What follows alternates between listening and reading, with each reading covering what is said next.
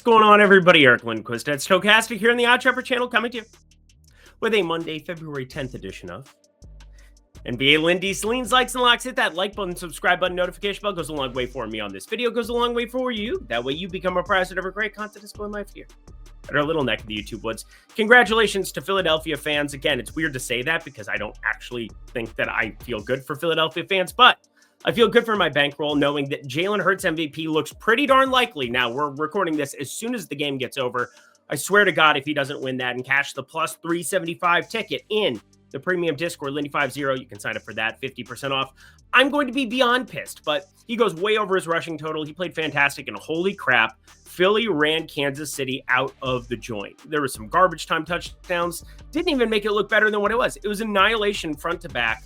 Congratulations, though. I do actually mean that because it was fun to watch Kansas City lose after back-to-back. But anywho, we got ourselves the NBA only for the next month and change, about a month and a half here until, of course, your boys' sport, MLB, comes back. And MLB was ridiculous. It was completely rocking. And NFL, we finished up profitable, which is a little surprising at times. But anyway, I feel really good about some of these NBA plays that we have going into today. There are 10 games. You have at Eric Lindquist. You can follow me at Eric Lindquist over on X. I'm throwing out a prop thread breaking down a ton of my analysis. That has been extremely profitable over the course of the first 2 weeks of doing it. Hopefully you can continue to tail me over there. And then, well, you can get all the plays early over at Tails, knowing exactly what to bet, when to bet it, and we will cover that. And, well, you have direct access to me. That's really what it comes down to. But enough about the Super Bowl. It was really fun to just watch just evisceration. I had more fun than I should have. Producer Jacob, it's his birthday. Everybody give producer Jacob happy birthday. Why is he working? I don't know. You don't know. We don't know. But you know what? He's here. No days off. No days off. Let's get to the picks. Producer Jacob totally should have taken the day off. I would have given it to him if I had known. Well, actually, I did know, but I kind of was...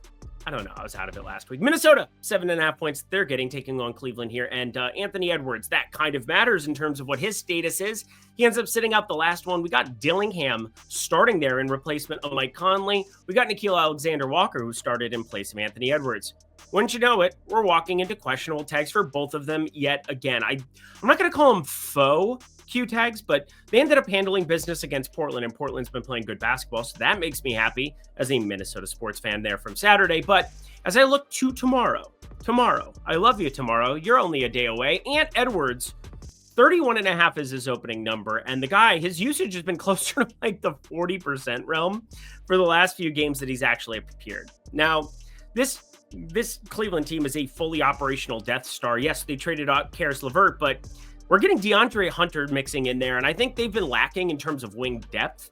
And now they fill that hole. Ty Jerome, he's somebody that I'm still mad at because I came the hook away from cashing a ton of cards in the pick'em streets for everybody there the other night. That was painful on Friday. But anyway, I look at Cleveland, and obviously offensively, they continue to do ridiculous things. Defensively, it's been lacking when you think of Evan Mobley and Jared Allen on the floor together. And I don't know, this is a team that with Kenny Atkinson is just kind of prioritizing the offense. Number one in offensive rating this season. But Ant 35 plus if he ends up playing, that seems pretty intriguing, as does Evan Mobley over 1.5 3-pointers. This is going to be a lean. We have 3 plays on the card out of the 10 games as of right now. Have a couple lean likes. Have a couple of leans that are like this where you know Evan Mobley is somebody I'm tracking on, but got to wait for the Bet365 numbers on that one because those traditionally have been the best, and I want way better than plus 165. Atlanta at Orlando, and Orlando getting healthier. Franz Wagner, good to see him rejoin the land of the living last time out. I think Orlando fans, all 4 of you down there in Mickey World, you guys are feeling pretty good about it too? Yeah. I don't know. Paulo Banchero hadn't been playing very good basketball. He continues to play pretty poor basketball by what we expect from Paulo Banchero, but 33, 12, and 5 from Franz Wagner last time out against San Antonio. Nice close 112-111 win. Maybe that gets them off on the right foot and do the bad thing kind of thing. But I look at Gogo Batadze, and I'm not quite sure what is going on with these opening numbers. I almost jammed these, but I'm kind of waiting for other books to roll out numbers, and I'm going to figure it out from there. Listen to what I'm saying, more so than like saying, oh, you just made it a lean. It's just a lean. I think there's definitely value to be had here, but I'm trying to figure out what I'm missing because Wendell Carter Jr. played 11 minutes last time out. He played 11 minutes, and it's a different matchup going up against Atlanta. You're not talking about back-to-backs. You're not talking about, I guess they had played, 5 games in 7 days. They had the second off. They had the fourth off. They had the seventh off. So 3 days off within their last 5 games, which is not a whole lot. Not a ton of rest in between. But he had 11 minutes for Wendell Carter. Goga Bitadze is the guy playing 26-plus minutes at the center position, getting to go up against Okongwu here on the other side. They had Clint Capella, who was inactive last time out. I don't know if they're, looking to let him go, but it's, a personal reason.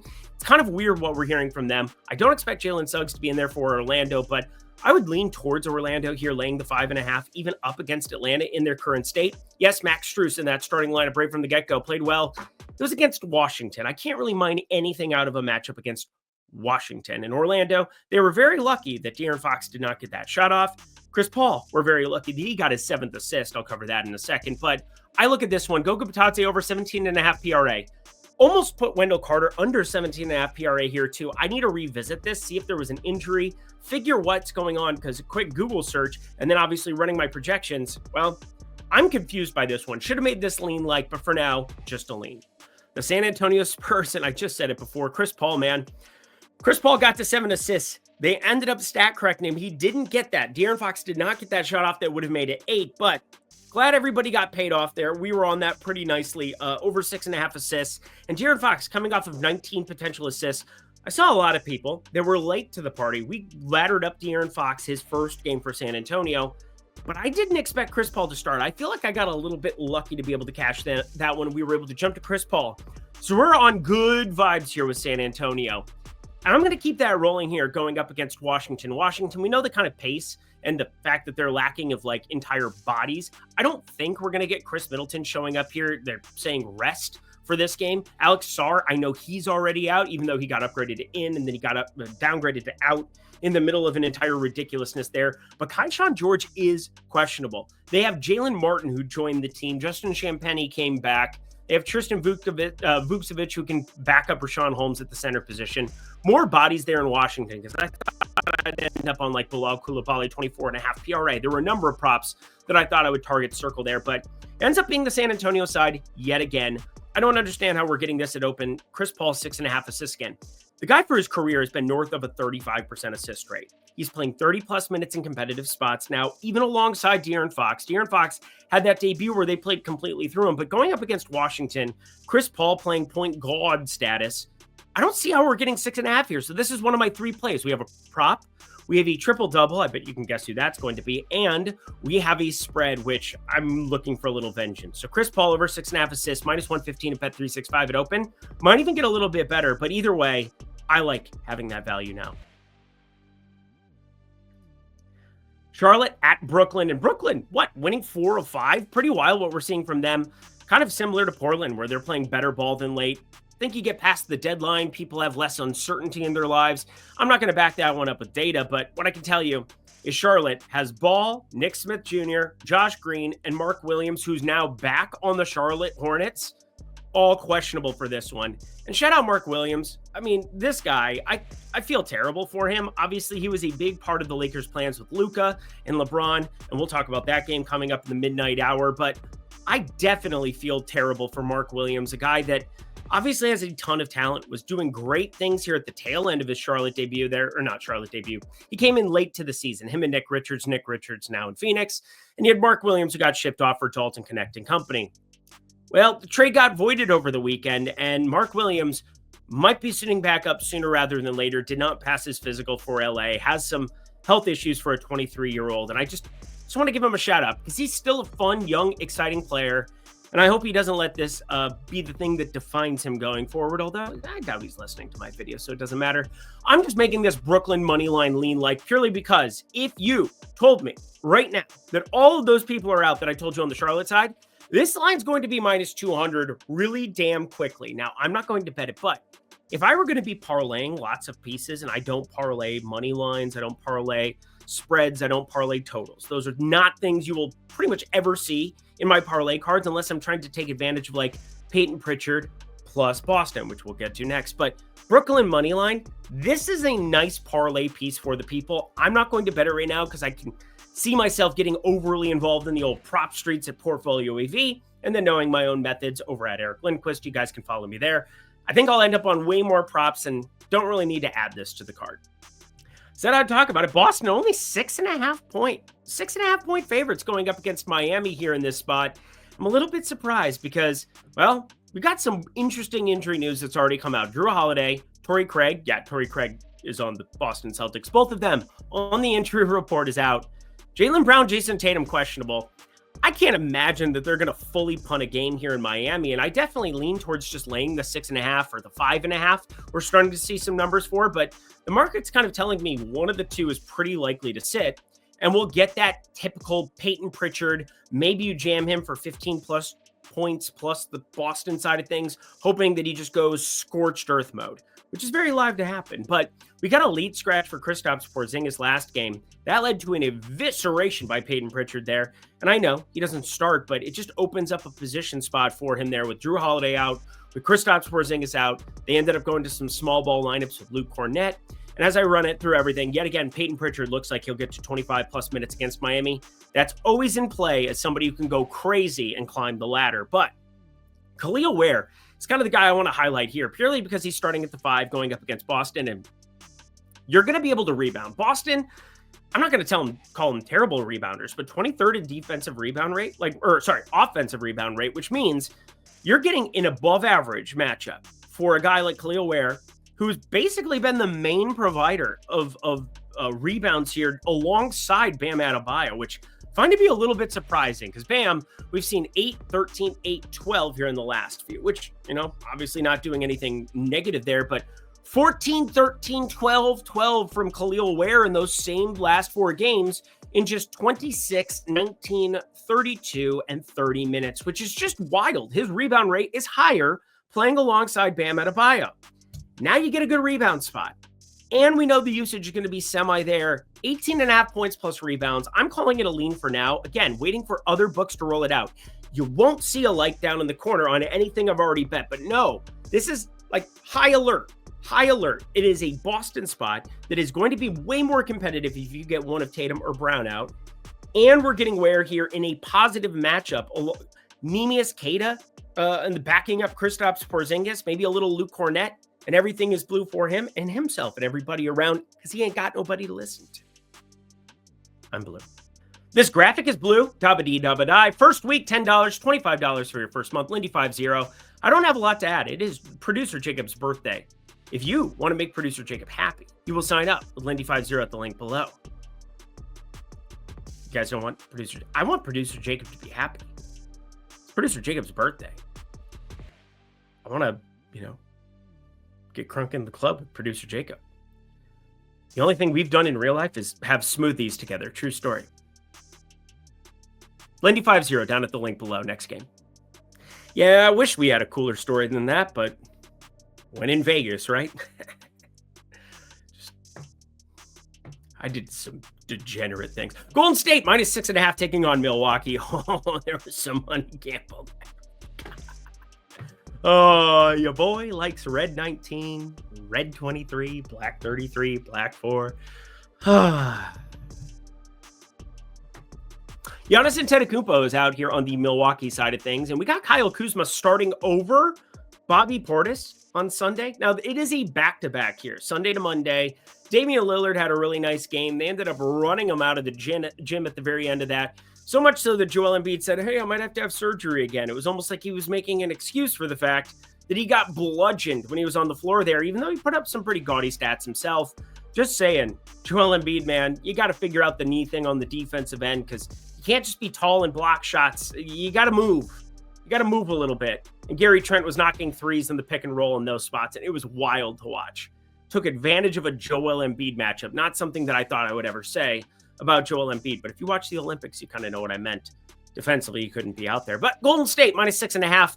Jimmy Butler, what a third quarter here by Steph Curry to, I would say, salvage that debut. They were down a bunch, double digits at half against Chicago. And Steph Curry just goes apocalyptic. It was insane. And I think that that's kind of what I'm speaking to. Jimmy Butler, almost a majority of his shots in the paint. It is a completely different player that Golden State's not really had. They generally tend to spread it out. they don't get easy buckets. And now maybe if they can get some of those easy buckets from Jimmy Butler, kick it out, start to make it work here with Steph right from the get-go, they might be cooking with gas here, but they're favorites. They're actually big favorites here because Steph, even with him questionable, you're getting Buddy Hield, Jimmy Butler, Draymond Green, and then Quentin Post came back from the dead, ended up winning out the rotation spot a little bit more so in this spot as opposed to Kevon Looney. I think Looney makes sense when you're going up against a Brook Lopez, but Quentin Post, he's knocking down shots, opening him up for Jimmy Butler a little bit more too. This is going to be an interesting team to watch. Obviously, Golden State didn't have to play on Sunday, so they have the rest advantage. Not looking at that, but I will say, Kyle Kuzma, 30.5 PRA. Do I think that he starts on Monday coming off of that one? Yeah, I think he probably does, but it feels as though they might start to limit his minutes because Giannis is going to be out till after the All-Star break. Already announced he's not going to be there. He played 36 minutes against Philly on Sunday. There's a part of me that thinks he plays more limited, or Bobby Portis, I suppose, could end up flipping through to the starting lineup, but a little bit of a surprise because they had talked about him, potentially starting alongside of Bobby Portis. They didn't end up doing that here in this spot, and Bobby only played 30 minutes. It's just kind of a weird minutes allotment for like the second game for Kuzma in a way where I think under 30.5 PRA, that's a big number that just kind of assumes that he's going to be playing 34, 36 minutes in this spot. And rates alongside Dame are going to suffer relative to Malcolm Brogdon or Jordan Poole. His rates alongside of Bobby Portis, if he's going to be in the starting lineup, are going to suffer on the rebounding perspective and the assist perspective.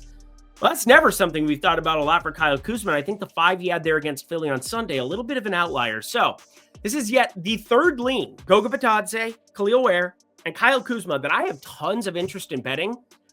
But I kind of want to get the official injury report tomorrow morning, considering Milwaukee, they don't have to clarify anybody on their injury report until 1 p.m. local time due to the back-to-back. That's the way that this works for the injury reports on NBA.com. Keep that in mind, but we're going to pass for now. We're not going to pass on this. The Pelicans, 14.5-point dogs taking on Oklahoma City. And Chet Holmgren, 22 minutes in his debut. Didn't really look all that spry out there right from the get-go. But he's playing on a juggernaut that is the Oklahoma City Thunder and goes 2 for 5 from the field. He adds 6 stocks. We're talking stocks, that is steals and blocks. 2 steals, 4 blocks. If he's going to be doing that defensively next to Isaiah Hartenstein, this team is going to run amok. However, I'm mad because they didn't cover for us against Toronto, and that was your one play from Friday. And I did not enjoy giving money back to the man here. So we're going to be coming for it here. And maybe even a little bit more. I'll see if I want to double down tomorrow, but I don't see how Oklahoma City is only 14.5-point favorites here. I think it should be closer to 16.5, and maybe the public pushes this up.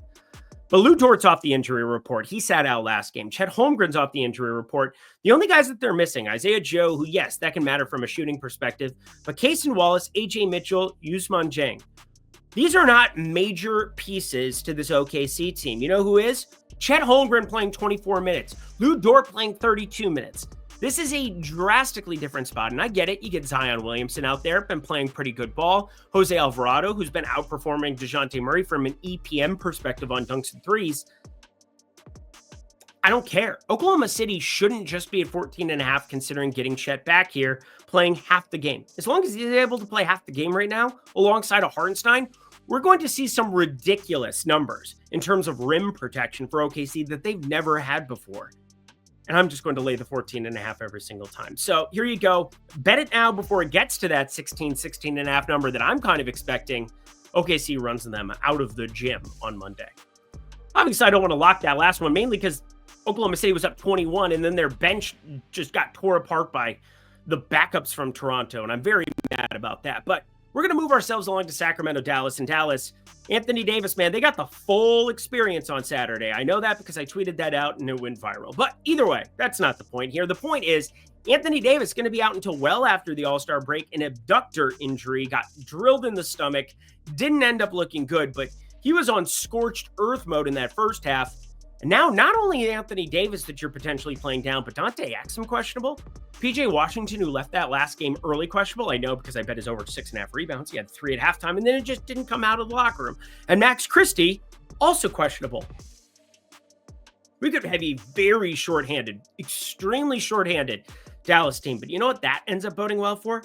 Our boy, Daniel Gafford. Everything is broken to go right back to the Daniel Gafford well. For one, I know Sabonis' numbers have looked pretty darn good here of late in terms of the defensive numbers. Not in a way that I expected, but I think we got to get ourselves some Daniel Gafford double-double exposure. He's been a print fest for us here of late in the points plus rebounds category, but I think if we're getting anything close to that even money, we're going to be looking at Daniel Gafford double-double as a slam here.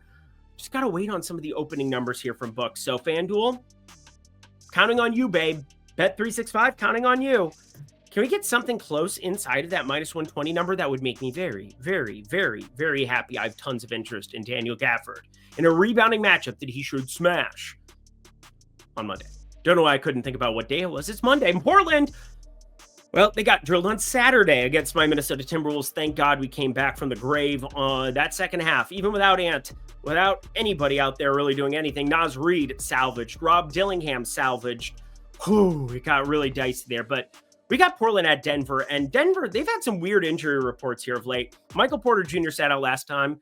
He's got left hamstring tightness. That makes me think that he probably sits again, considering they're 8.5-point dogs. I think Julian Strother ends up being the guy who walks back into that starting lineup yet again, alongside Brown and Murray and Gordon and Jokic, obviously. But they're still without Watson, still without Westbrook.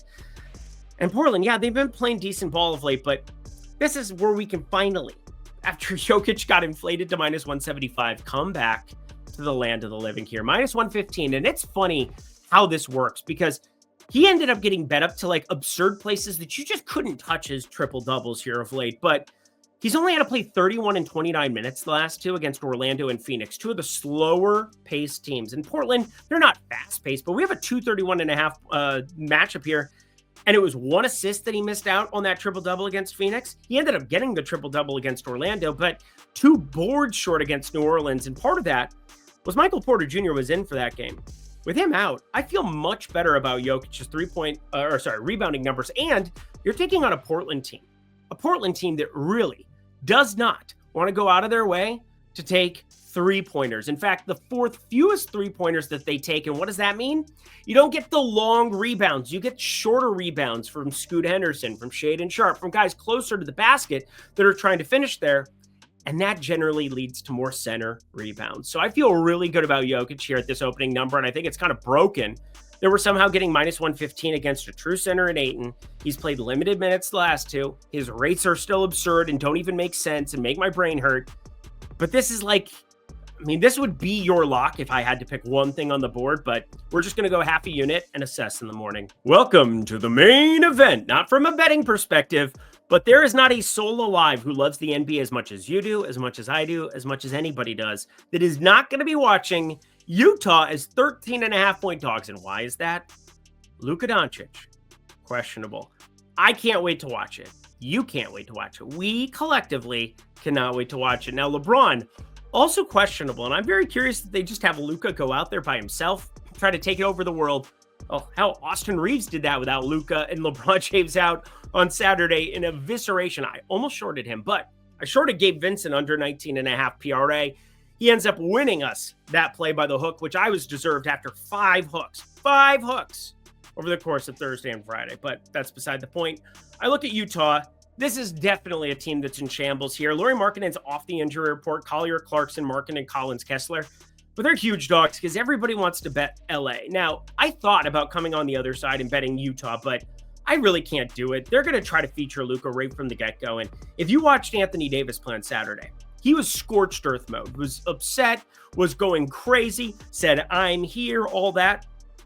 Luka is about to do that as well. And we kind of all know it right from the get-go, right? Like, this isn't something that's all that data-centric, and I'm not a big narrative bettor, which is why I'm going to make this a lean for now and dig more into the data. But I think when you're playing alongside LeBron, your assist rate is going to suffer relative to what it did playing alongside a Kyrie, who the assist rate isn't as high. Yeah, it's high when you're absent of Luka at times, but you're definitely looking at LeBron as more of a distributor, trying to create and help Luka find his shot, which is going to be a fun dynamic between these two. But I think Luka just goes out and does everything. I think there's triple-double consideration, although plus 700 opening number, that's not good enough. We want that thing to be pushed up a little bit. So I'm going to be paying very close attention to everything Luka-centric. And it's not like books don't know that we want to be looking at these numbers, and not just from an entertainment perspective, but I'm here to make money. I'm going to make this a lean for now because over 6.5 assists. 6.5 is his opening number at minus 115. If you told me LeBron was out, I would jam this number. I think Austin Reeves as well is going to be out there creating for Luka and his shot, but 26.5 feels like a pretty big number. Not sure if there's going to be a minutes limit. There's tons to decipher when it comes to this game, but just know the prop market here, we're going to be shorting some dudes. We're going to be longing some dudes. That's a weird way of saying it, but Luka Doncic over 6.5. Not as on a high alert as what we had for the Goga play, the Khalil Ware play, the Kyle Kuzma play, but this one's got some consideration too. So pay close attention and follow me at Eric Lindquist. I'm going to break down all of my analysis tomorrow morning. And that does it for a Monday edition, a Philly special edition of Lindy's Leans, Likes, and Locks in the NBA Street. Hit that like button for me. Go to the comment section below. Let me know your favorite plays that exist on the board for this Monday slate we have before us. The trade deadline is behind us. Luka is in front of us. We're going to have tons of plays in play. You can follow me over at Tails, at Eric Lindquist on X, and then obviously the Discord down below, Lindy50. That's behind my head. Use that code, 50% off. It's $10 for a week, $25 for a month, less than $1 a day to come hang out. Want to make this affordable to all, want to take care of you, want to give you the best plays and process that I possibly can every single day. Thank you, producer Jacob. Happy birthday to you, young man. Let's go get bottle service in Vegas. Until next time, I'm Eric Lindquist. Best of luck in the NBA streets on Monday. That sounds terrible. We're too old for that shit.